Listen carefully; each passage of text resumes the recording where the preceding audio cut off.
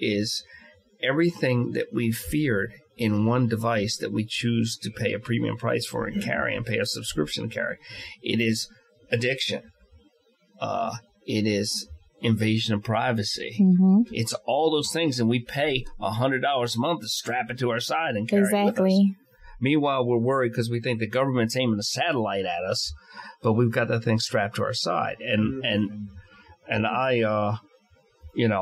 think it's great when we can when a missing person thinks that I can get video and I get things, piece things together. I think it's great, but I see another side to it where the solution is still more often than not the simplest solution, and the video and everything creates a bigger story, and it all comes back to a simple solution. Mm-hmm. There aren't. So there's a lot of good to it as well. It has its. If it's used the right way. If it's used the right way, but we tend as a society, we tend to not use things the right way. We tend to break them down like their base, like, I don't know. We want to make everything into a hammer. We want to do what we want with it, and it's like, what do we do on the phones?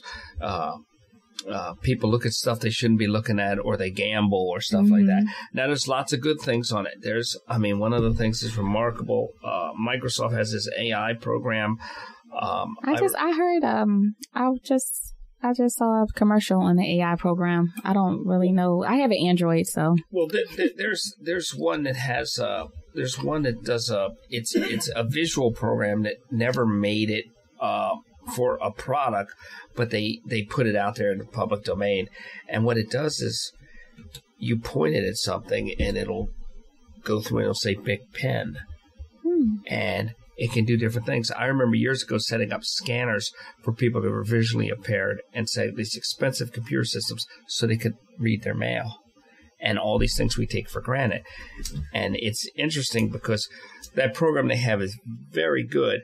But one thing it does is when you aim at it and take a picture, like I point at you, take a picture, it'll say your age.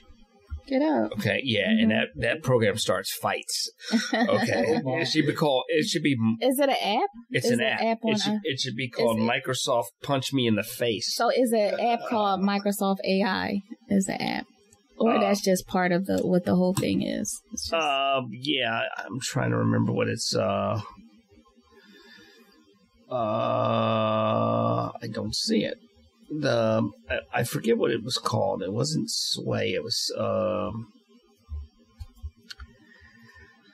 I forget what it was called now. It's going to obsess me. And it offers a lot of different things, and it learns to recognize you. And I need an iPhone. It works on it works on Androids too. Yeah. It works on Androids too, and it's amazing. I don't want to say that these devices are all bad. They do a lot of good things. They do. But I think that we tend to like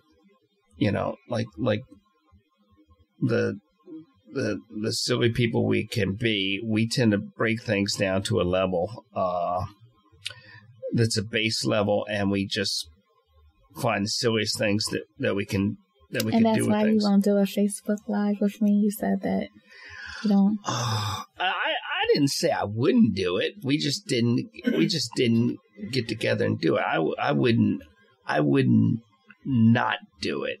Well, so if we did that, what would we do? What does one do on a Facebook So Live? my main reason for wanting to have you on Facebook Live is so that you can talk about what you do, so people can be more educated about what search and rescue do, like what happens if someone goes missing. Now Facebook Live is, and this is going to sound ridiculous, it's live. Right. See, let's see here. That's some great analytics, Mark. Yeah. What are you doing? Get that light out of my face. I'm stealing your soul. What's it saying about me? It's saying 75-year-old retired plumber is what it categorized you as. So it's right on point. It's Microsoft Seeing AI. Okay. And what it does is, I don't like the sound of that. well, it's good for, like, you point it at a product and it will tell you what it thinks. But what would be the It'll purpose tell of you what it having that thinks. kind of app? If you couldn't see and you wanted to identify something, or think about Short text. if you What want is that? Unsung. Wow. Unsur. Productions. Putting a spotlio HD. Oh. so you can I can take a picture of this. yeah, keep What it- is your Oh, phone? thank you. you can point at something. For instance, think about when you go to the store and you're buying something, and as you get older, you're buying a prescription, and the prescription bottles just get smaller and smaller. It can read those to you. Okay. That sounds fantastic. Yeah. It can read those. It can identify products and it can identify objects. Take a picture. It gives options to people with handicaps that don't have them. Now there is a thing where you can aim it at somebody at a party and it says and it tells a woman you're a 74-year-old man and you get punched in the face, but you don't want to do that with it. Or the thing that now the vain thing about it is that it uses all this stuff to guess your age and everything. So you'll find yourself every now and then aiming at yourself to say, okay, what do you think? And it'll say, sometimes it'll say your right age, and then sometimes you're feeling a little haggard. It'll say 64-year-old man. It sounds like you're having a lot of fun with that app. It's good to annoy people, but you can't aim. You just can't point it at people. Well, you can't point an app that states age at a woman. You cannot do that. You can't do that. Yeah, you will end up getting the phone pulled out of your stomach at the emergency room. You can't do it. But I don't think all technology is bad. I think technology is by default. It's neither. It's what we do with it. It's how we use it. How you use it. I think we just we tend to take things at a base level and use them for the wrong things. But I think technology's got potential. But I think that what we are doing wrong with it is we're letting it become more the master than the servant. Because I've noticed that there's a brevity in conversation that people have now. That has come over from the way people type and communicate online. And it's, people will say LOL. Mm-hmm. There's a brevity. There's inflection that's going out of conversation where people talk and they have a flat affect because that's the way they communicate online. There's a flat affect. And I think that the machine is changing our language rather than us changing the machine. I like parts of it. I like some of the things Alexa does. There's some amazing stuff it does. Then there's some creepy stuff where it just starts talking in the middle of the night, and I think it's going to come and kill me with a drone at some point or something. I think that's just Alexa that does that, though. Yeah, it's weird, but it's really great. Like when I'm working on painting or something like that, it's nice to be able to tell it to change the radio station. Or to listen to this, or raise the volume. It's nice to all those things where you don't have to touch. And so, if you're if you're touching less things, then you're spreading germs less. And there's going to be other trickle down effects because those touch screens we use, those keyboards we use, they are without a doubt the nastiest surfaces there is. Mm-hmm.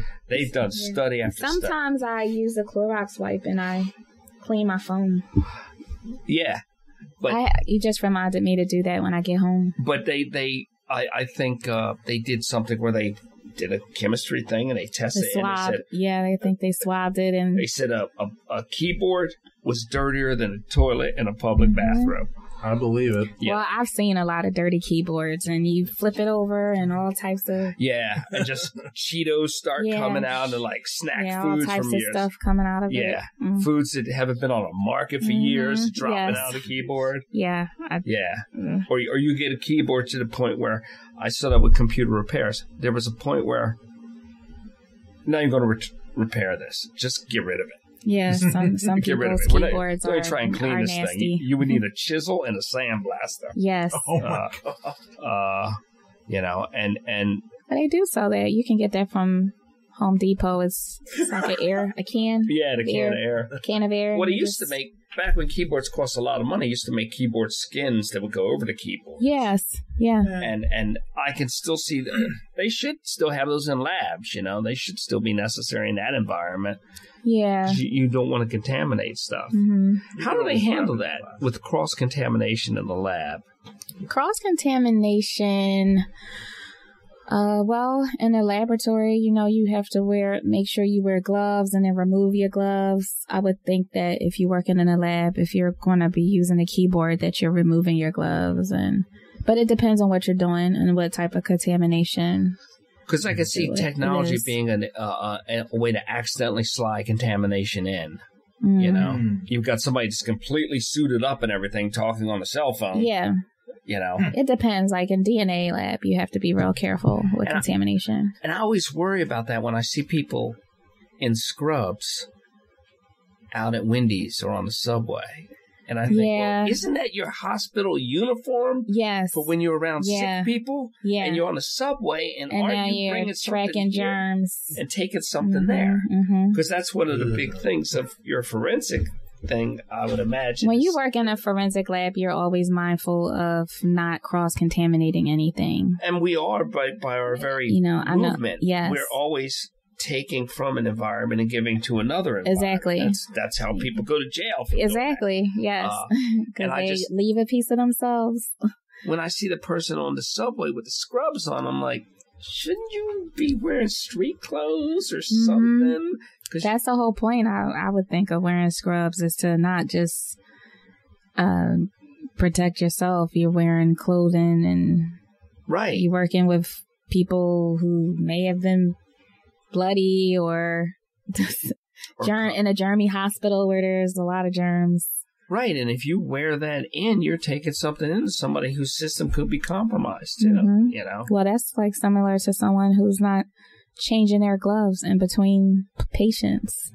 Right. Like on the ambulance, the level of things from the back of the ambulance don't go in front of the ambulance and vice versa. And I think you probably pay more attention to that even when you're ordering food or when you're out to dinner, because when you work in a place where you're so conscious of not contaminating nothing, you think like, okay, you just touched some raw meat with your bare hands, and now I can't even watch what goes on.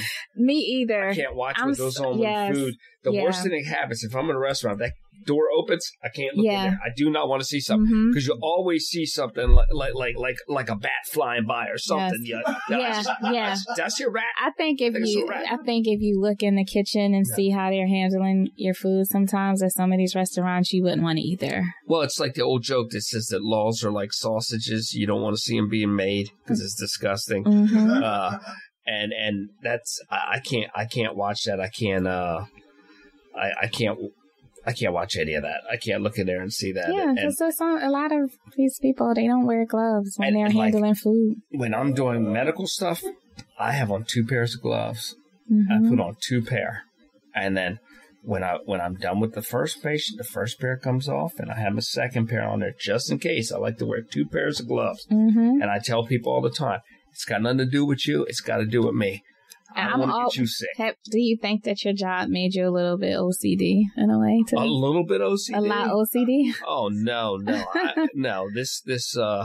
I remember when I first heard Asperger's described, I was like, that's a thing? That's the personality of 80% of the people I know. They're just managing in some way. And I think to a degree that we have to label everything. But I think that to do various jobs, you have to display different characteristics that now have labels like OCD or Asperger's or something like that. I think to do your job, you have to have a little OCD. Yeah. You can't be in a lab just, I wash my hands a lot. I have a habit of I wash my hands. Yeah. And lab has to be organized. Yeah, I won't touch my mouth or any of my, my eyes or my mouth with my hands. But when you were working in the lab more, I'm sure you had a specific way to set your stuff up. And if somebody came in and moved something, you had to put it back there. Yeah. I don't think I'm as bad as some people, but no, some people it's not functional. Now I get like that. This is bad to say, but I get teased about this is with pens. It's with pens.